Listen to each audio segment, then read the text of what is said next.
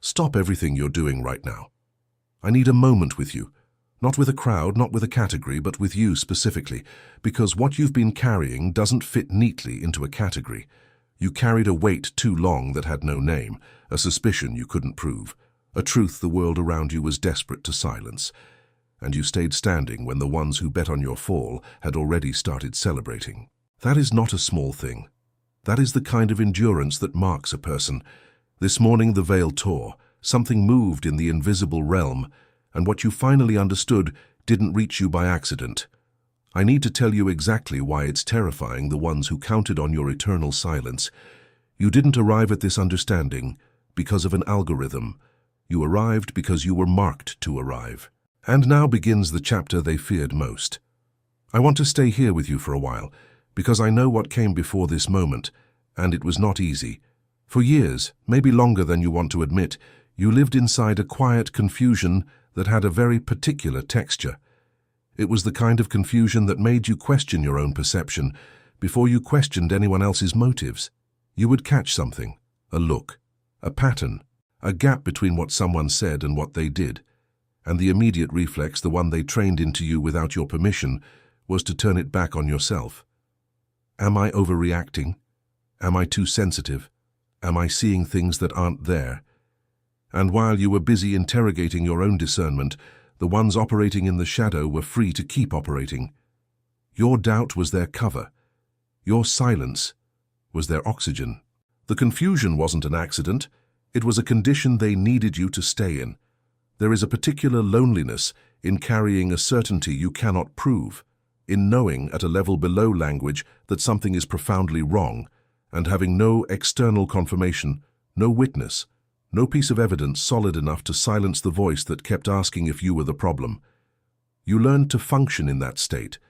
You learned to show up, to keep going, to hold things together, even while your mind at 3 in the morning ran the same scenes on repeat, searching for the missing piece that would make the picture complete. Your body stayed in alert mode long after the threat should have passed. That is what prolonged confusion does. It keeps the nervous system braced, waiting, scanning. You got used to a low-level hum of vigilance that you eventually stopped noticing, the way you stopped noticing the sound of traffic outside a window you've lived near for years. And then the revelation arrived. It didn't arrive loudly for most people. It arrived as a click.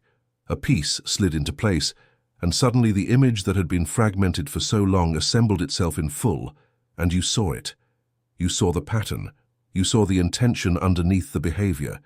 You saw the architecture of what had been built around you, and for the first time, the confusion lifted, and you were left standing in something much harder, clarity, because clarity came with a reckoning.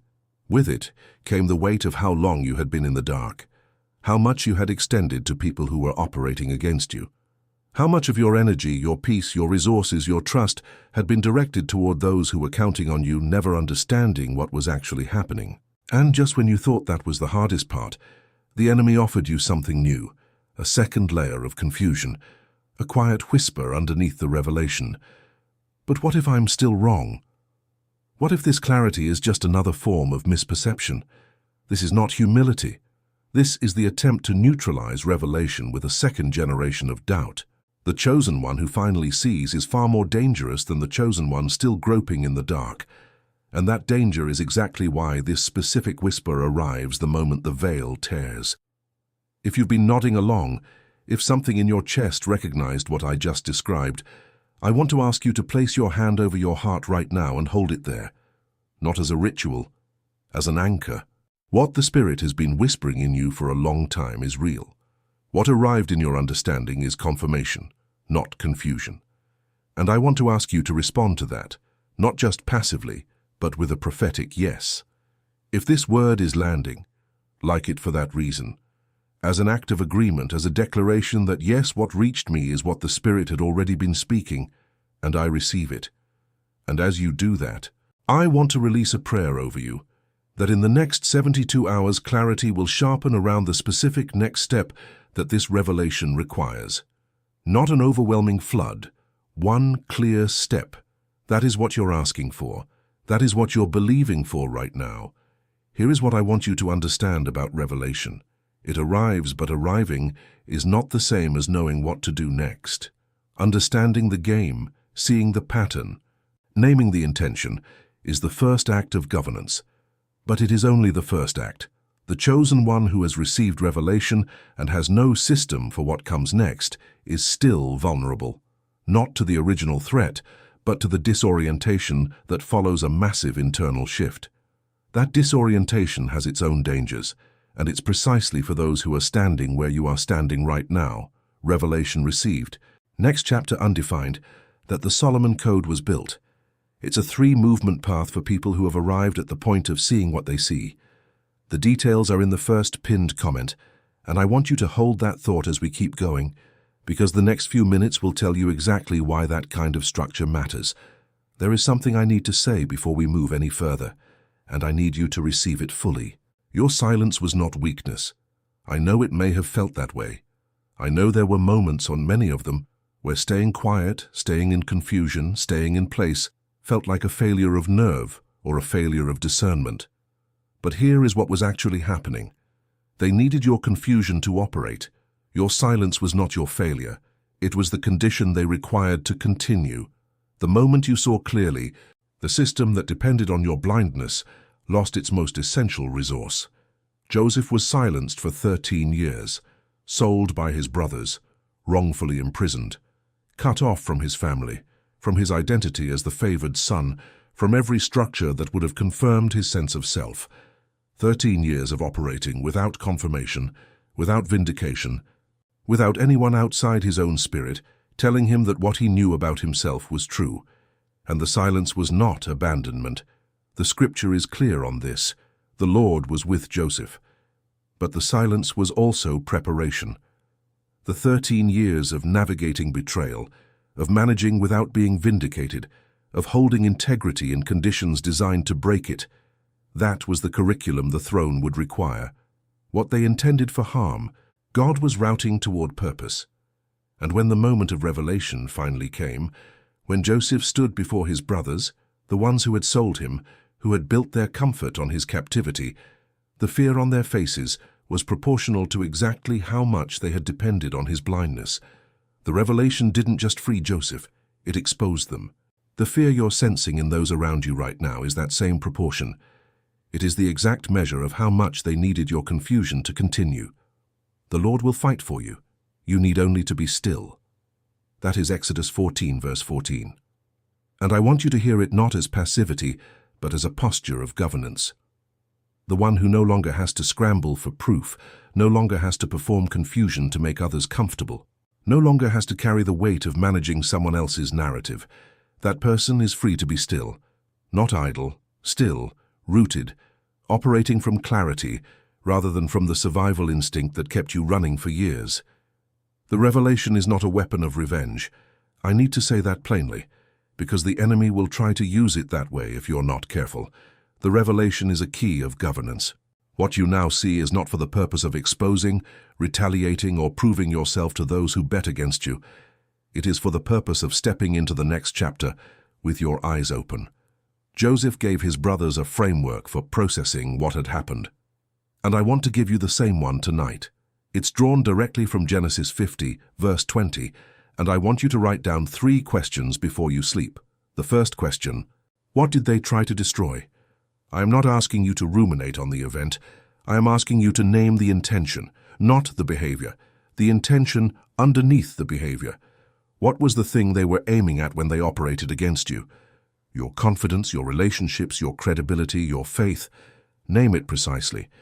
There is power in naming the adversary's aim, not to rehearse the wound, but to see it clearly and remove its anonymity.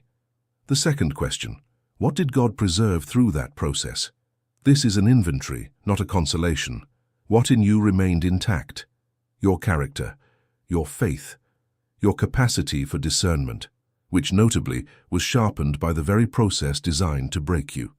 Your ability to recognize a pattern, to hold truth without external validation, to function in conditions of uncertainty without losing yourself. What did not break? Write it down. Look at what survived. The things that survived the fire are the things you will govern the next chapter with. The third question, What is God using this for now?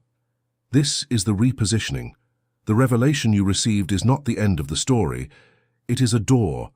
It is the door that Joseph walked through into Pharaoh's chamber. The understanding you carry right now is not just personal vindication. It is the preparation for something the next chapter will require of you. The clarity you now have, the discernment that was sharpened by 13 years of silence. What is it being handed to you in order to accomplish? That is the question. Write it down. Do these 3 questions tonight if you can, preferably by hand, in a place where you can think without interruption. You don't need anything else to do this. You have everything the exercise requires. But I want to be honest with you about something. The Joseph Inventory is a real tool, and it will do real work in you, and it is also one instrument. A single instrument, no matter how well crafted, does not carry someone through an entirely new chapter of their life. Because here is what I've learned about the moment after revelation. The danger is not returning to the confusion you came from. You can't unsee what you've seen. The danger is that revelation without a discernment system becomes a different kind of disorientation. Still untethered, still reactive, but now fueled by clarity instead of confusion, which makes it faster and harder to course correct. You don't need more confirmation. You need discernment for the next chapter. The era of surviving in the dark is over. The era of governing with what you now see begins, and governing requires something specific. When God appeared to Solomon and offered him anything, victory over his enemies, wealth, long life, Solomon asked for none of those things. He asked for a discerning heart, as it reads in 1 Kings 3 verse 9. Give your servant therefore an understanding mind to govern your people, that I may discern between good and evil. Solomon already had the throne. What he needed was the internal equipment to steward it. That is exactly where you are standing. The revelation is the throne room. What you need now is the discerning heart. The Solomon Code is built for 3 specific movements. The first is diagnosis, identifying the gaps that are still quietly draining your resources, your peace, and your discernment, even now that the main threat is visible.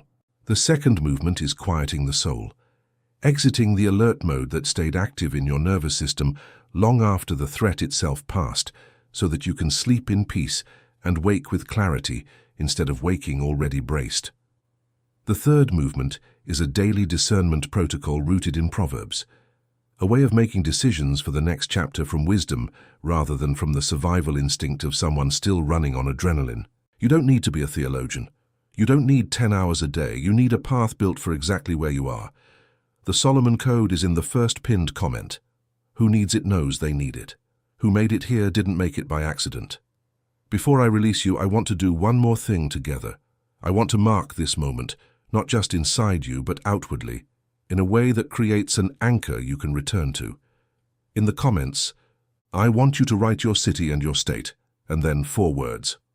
I know who I am. That is your decree, not a statement of arrival at the end of the road, a declaration of identity at the threshold of a new chapter. The chosen ones who are watching this right now are scattered, different cities, different backgrounds, different versions of the same battle.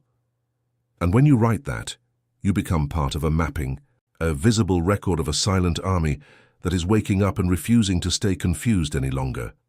Every time you share this with someone still in the middle of the process, still carrying the weight without a name for it, that share is a seed.